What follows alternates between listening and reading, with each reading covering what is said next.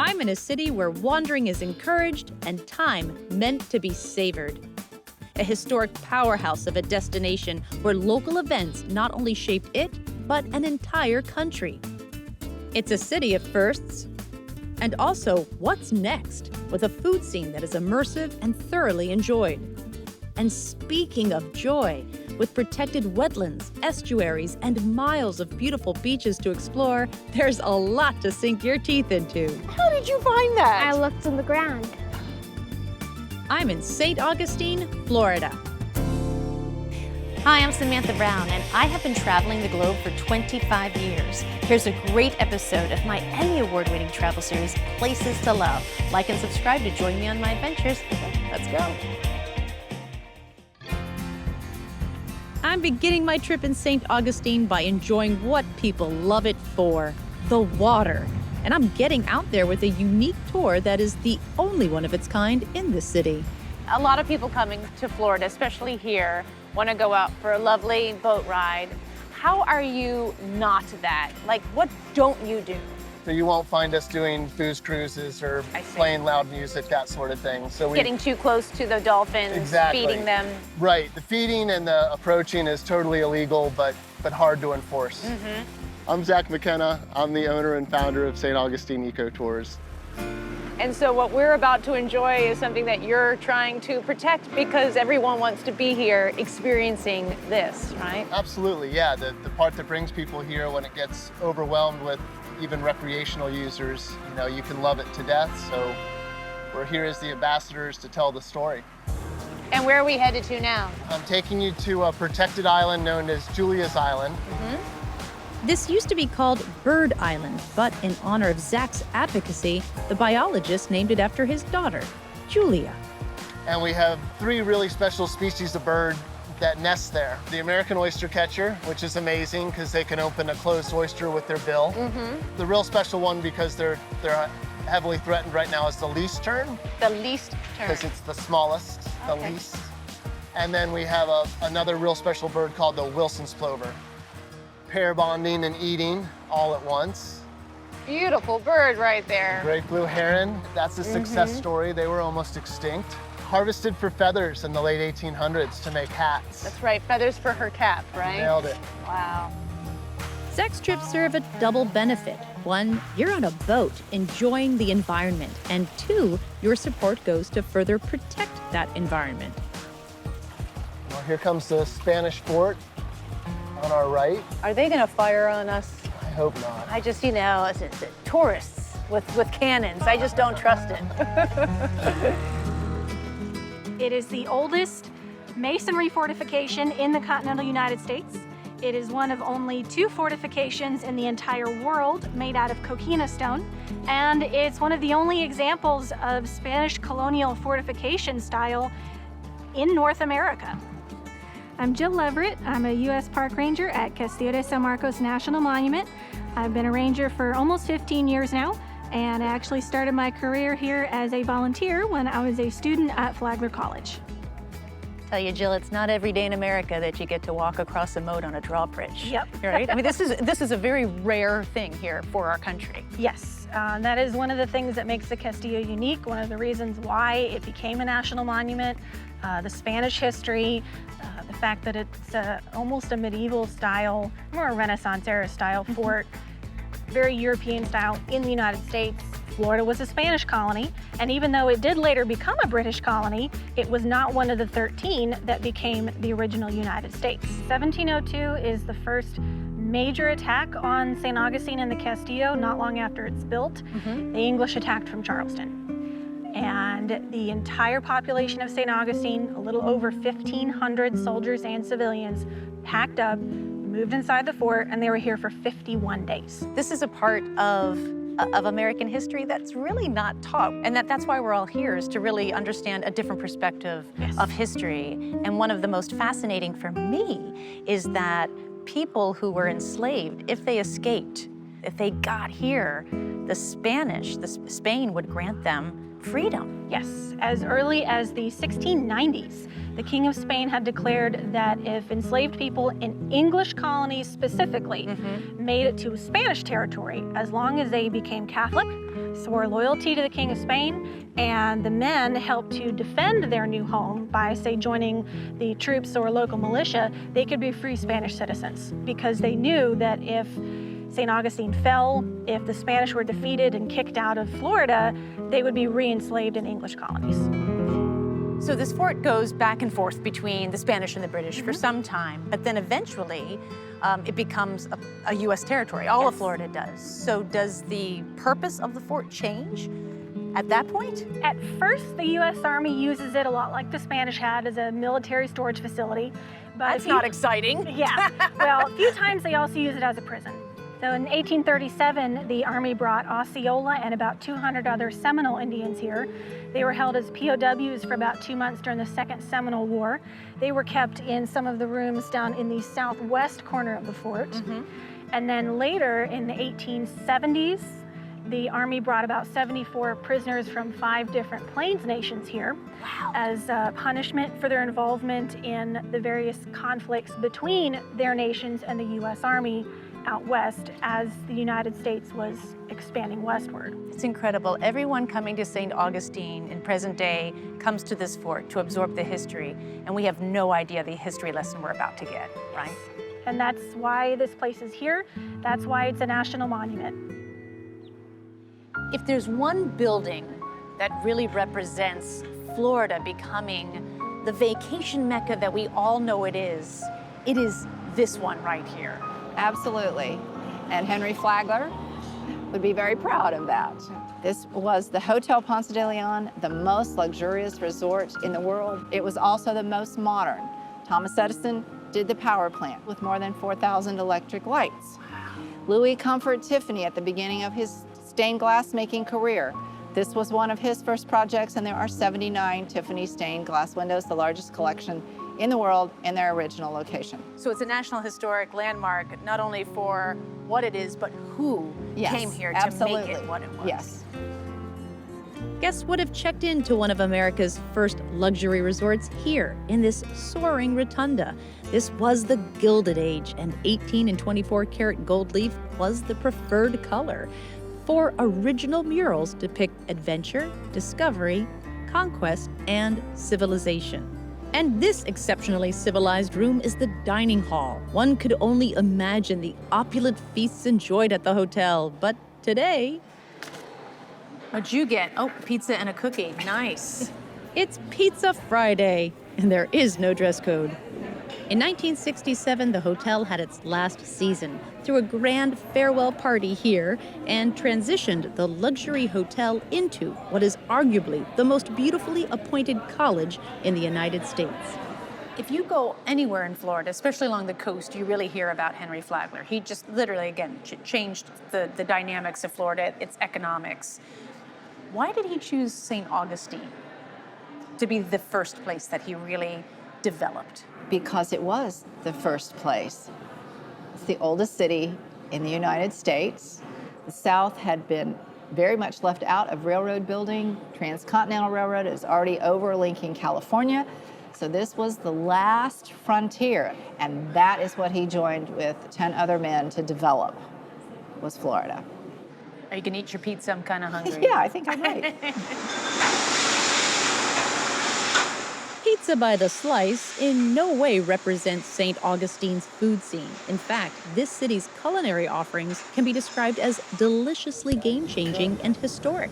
And that's just for one restaurant. I am from Peru, and I started cooking when I was 8. By the age of 16, I told myself I needed to have a restaurant by the age of 27, and I did. I am Marcel Vizcarra, and I'm the chef and owner of Lama Restaurant. Marcel's menu combines both love and nostalgia of his home. There's the traditional ceviche, inspired by the city of Lima, with fish, sweet potato, corn, and spicy peppers. But his favorite is the marinated beef hearts, served impressively, so you get to experience one of Marcel's favorite youthful memories. I remember being a kid going partying and coming out of the club and there's a lineup of ladies just cooking on straight charcoal and the smoke hits your face and it's just the whole thing. And we like to use our hands to eat this. You know, we tell people just like use your hands, get dirty, enjoy it. So you, with opening up Llama, you really wanted to create something that people in St. Augustine, and I dare say Florida, and maybe the whole East Coast have never really experienced. Yes, I wanted to bring something different. When I moved into St. Augustine, I saw there was a very limited menu in the city. And when I wanted to open the restaurant, there were a few people that discouraged me to do it. They did. They discouraged you. Yeah, they told me people will be like scared of it and like they won't come in. It's too adventurous. It's too out there. I mean, these are beef hearts. An octopus. Okay. That octopus is a carpaccio featuring an olive aioli, an influence of the Italians who brought their native produce into Peru. Marcel trained at Le Cordon Bleu in Lima, but his biggest influence is his mom, who is part of his team in the kitchen. She was a frustrated chef. She was a frustrated chef. Yeah, okay. she keeps trying to make the things that I have here better as well. It's interesting. Are there any similarities you see between St. Augustine and Peru? Like I'm thinking, okay, you have these places that obviously had their own native inhabitants. Then you had Spanish empires come, right? Then you had more Europeans come. It's very similar. It does remind me of Peru. Indeed, downtown St. Augustine is very similar to Cusco with the cobblestones and the Spanish names and all that influence. It's a beautiful city. It's a beautiful community. St. Augustine is a walking city with narrow roads that still reflect the city's original Spanish colonial plan. And just about everywhere you turn, you'll find firsts and oldests, like the Cathedral Basilica, home to the first Catholic parish in North America from 1565, and the Plaza de la Constitución, the oldest public space in America. Sure, there are very busy touristed streets, but it's easy to slip away and discover a more quiet side of town. You know, you'll be walking down a street past buildings, and you'll never know the history of some of these places. But when you do, the history you find out about is absolutely amazing. And that's what your photography and this exhibit is really about. Yes, and Lincolnville was the first community and first incorporated community for freed slaves. Fast forward into the 1960s, many of the civil rights protests and planning sessions started in Lincolnville. So much happened here. A lot of these protests greatly affected the passage of the Civil Rights Act. I'm Lenny Foster, fine art photographer, and I love taking pictures. From the very first roll of film I shot in 1991 until 2 days ago, the feeling is still the same. Lenny was the first Black artist to have an exhibition of work shown in the rotunda of the St. Johns County Administration Building. 43 photographs in a project called Where We Stand. Looking at your photos, I just see 6 of the 43 right here, but all of them you've incorporated shoes.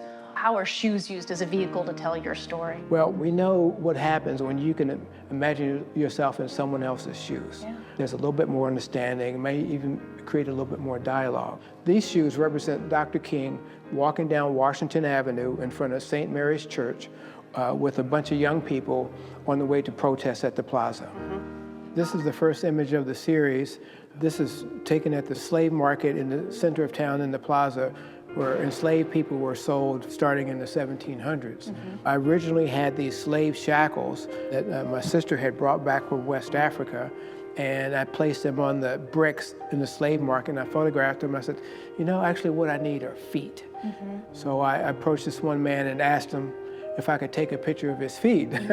He backed off a couple of steps, and then I told him what I was up to.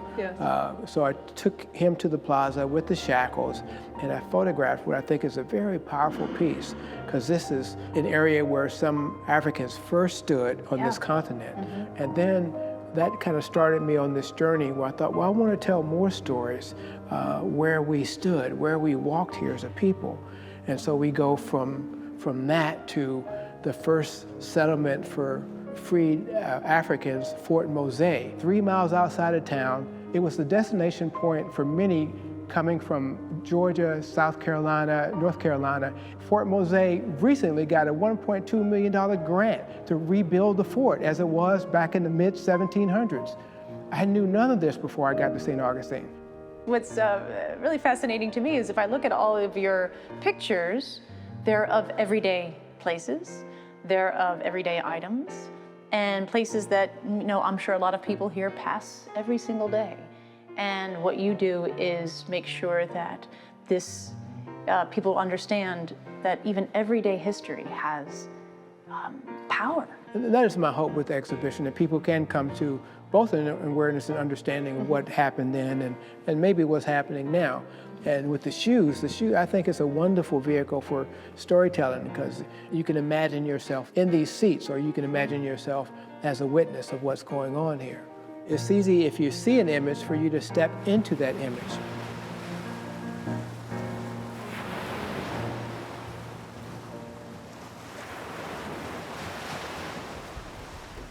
The beaches of St. Augustine are absolutely gorgeous. Oh, this is beautiful, guys. It's a perfect day. We've got everything from dunes to long stretches that go out 100 yards into the shallows with sandbars. We've got coquina beaches full of shark teeth and large shells to white sugar sand. You can't compare it. I'm Rob Taylor, the founder of Two Travel Dads, the original LGBTQ family travel blog. And I started it with my husband, Chris, back in 2014. And our goal with it is to share the travel that we have with our kids, with the world, and for other families like ours, or for those who might want to have a family like ours. Okay, so I have never in my life found a shark tooth. And I actually reached out to your dad and said, I'd like to go to a beach where I can find shark teeth because that's so cool to me. And you know the ways. Elliot, what do you look for when you're looking for shark teeth? So what should I do? You should find something black or white, like this. Yes. That's Dad. So, I mean, if this... I just found a really good one. Oh, look at that. Whoa! Okay, now that's a tooth. That's a sand tiger shark tooth. Wow. You know These the are all still type, really cool. the species of shark. Oh my gosh, I am so out of my element here. Yeah, Wait, I've got a tattoo. Just to match it up, yeah. No, so Which one is that? this is a sand tiger, Okay. and you can tell because it goes long, and then it has little bumps on the edges of it. That's really cool. All right, because I want to try to find my own. Or I can help you. Yeah, you will? Yes. Thank you. Follow me. The lack of crowds and any development whatsoever may have you wondering where exactly in St. Augustine we are. It has a name, but good luck remembering it. This beach is part of the Guantanamo Matanzas Natural Estuarine Research Reserve. Bless you. Can I say that again? You married well, Chris. You married well. One thing I've always really appreciated about your travel perspective is that you really use travel as a tool to educate. There isn't an opportunity you don't waste on educating your children through. When you find stuff, you have to learn about it. Yeah. Well, that's what's really beautiful about following you on social media is that it's all just sort of blissfully normal. But there are challenges, clearly. Yeah. Oh, yeah, they're still kids. We Yeah, face yeah. it sometimes, and that's something that it's becoming more and more rare that we come across either places or people that make us feel different or less than. And I love that. For folks out there who don't see like a family with like kids and like two dads or like others who have like two moms, like for us, it's for people to see that it's normal and we're not different than any other family, other than the fact that the parents are two dads.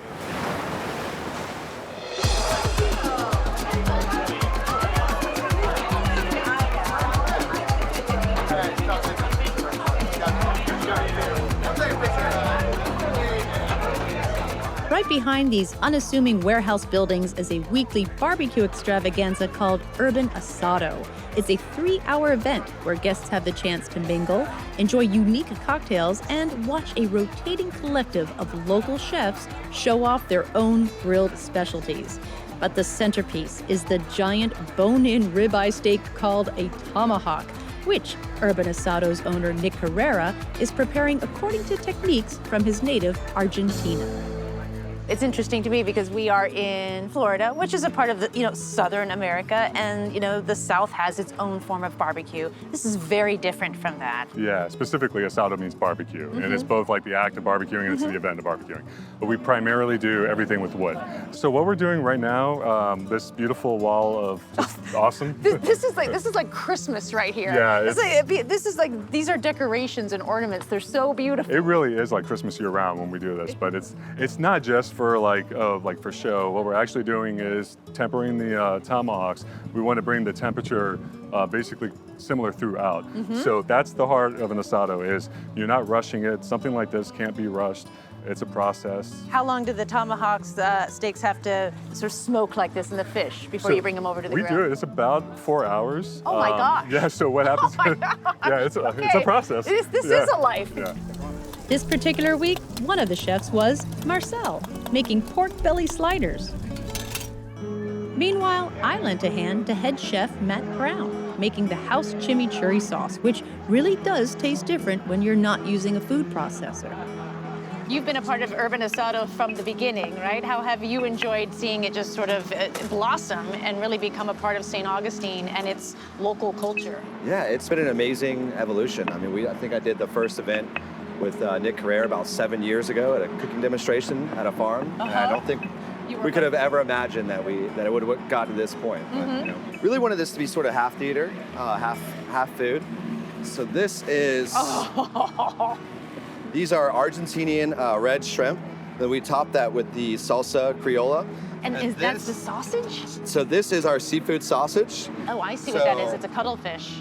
Yeah, exactly. That's about 70% lobster, a little bit of ground shrimp in there, sherry, spices, chili peppers. I honestly thought I was just coming here to get grilled fish. Yeah.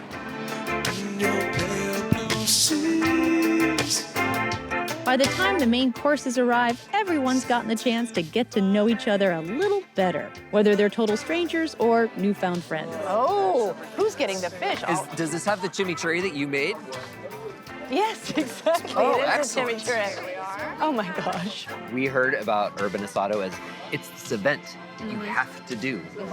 And the fact that it's actually like on the river marina, it's this other side of St. Augustine. It's the fishing side. It's not the tourism boats. It's the actual like working boats. Yes, this was a historic district for shrimping for both African Americans and other folks. That's what people that wouldn't get hired or couldn't get hired got on boats because they could. They bought their own boats, and so shrimping has been going on for 100 years. Yeah, it still is. It seems like those boats still look hard working. They still go out. Yeah. This is St. Augustine, isn't it?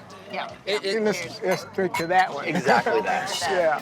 This is my first visit here, but it won't be my last. St. Augustine is a great place to visit because there's a little bit of everything and there's something for everyone. Whether you're really into history or you're a fisherman or you want to go on a boat tour, a nature tour, whether you're looking for great restaurants or are looking for a place to go to college. There's more culture in St. Augustine than I could have ever imagined. I discovered a history that I will explore for years. And you just never know what you're gonna find wandering through the historic areas of downtown. You've got this natural environment that is unique and amazing, and then you've got some of the oldest European history in the country within a mile of each other. So these are the things that make St. Augustine great. And I love that it's right by the beach. When a city inspires you to wander past history that is more than meets the eye, to meet people who live and share their passions, that is when we share a love of travel. And that's why St. Augustine, Florida is a place to love. Hey, thanks for watching this episode of Places to Love. What was your favorite scene? Be sure to leave a comment. Now, for a full itinerary of this episode, click here. It is a great travel planning tool. And here, if you want to watch more full episodes. And of course, subscribe to my channel to see new episodes as they are released. Hope to see you out there.